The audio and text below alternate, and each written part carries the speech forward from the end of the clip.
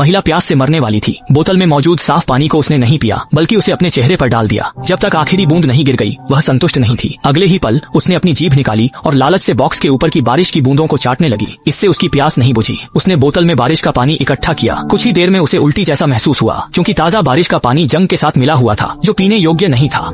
कितना समय बीत गया। अचानक बारिश की बूंदें उसके चेहरे पर गिरी।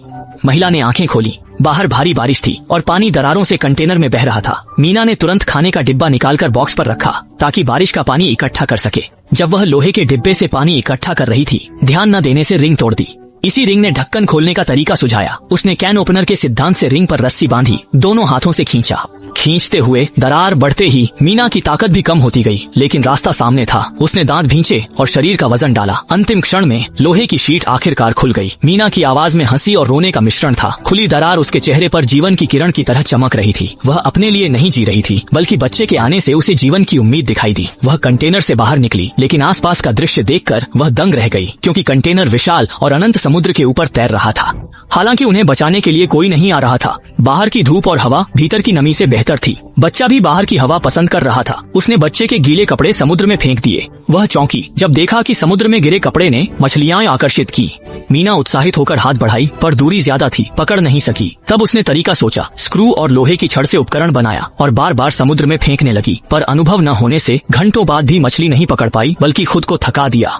लंबे समय तक भोजन न करने के कारण उसे उल्टी महसूस होने लगा। जब वह कंटेनर के ऊपर लेटा आराम कर रहा था, तभी उसने देखा कि एक यात्री विमान उसके सिर के ऊपर से उड़ा। आशा की किरण। वह तुरंत कंटेनर के अंदर वापस गया। उसने टीवी का कांच तोड़ दिया और अंदर से एक कांच का टुकड़ा लिया। फिर कंटेनर से बाहर निकला, लेकिन गलती से छेद के नुकीले किनारे से उसकी जांघ कट गई और दर्द शरीर में फैल गया। मीना घाव की परवाह किए बिना कांच को सिर के ऊपर उठाया और सूर्य की रोशनी के प्रतिबिंब से विमान में बैठे लोगों का ध्यान खींचा।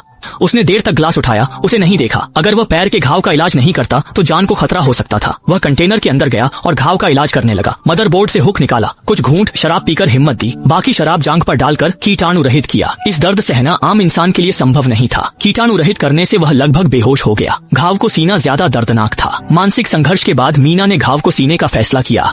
मेरे रोंगटे खड़े हो गए। खून खराबा था, इसलिए मैंने इसे छोड़ दिया। अंततः मीना ने अपनी इच्छा शक्ति के बल पर घाव को सफलतापूर्वक सिल दिया, लेकिन दर्द की तीव्रता ने उसे बेहोश कर दिया। अगले दिन सुबह जब मीना जागी तो उसने पुराने हेडफोन की तारों से एक मछली पकड़ने का जाल बुना, जो आगे चलकर उसके लिए भोजन प्राप्त करने का एक महत्वपूर्ण साधन बना। उसने बुने जाल को पानी में डाला और फिर बच्चे के मल को चारे के रूप में जाल में फेंक दिया। मीना कंटेनर पर बैठकर मछली पकड़ने के लिए इंतजार करने लगी। मल की गंध से कई मछलियां आकर्षित हुईं और जैसे ही एक छोटी मछली जाल में आई, मीना ने तुरंत जाल खींच लिया और मछली को पकड़ लिया। इस तरह कई दिनों से भूखी मीना को आखिरकार कुछ खाने को मिला।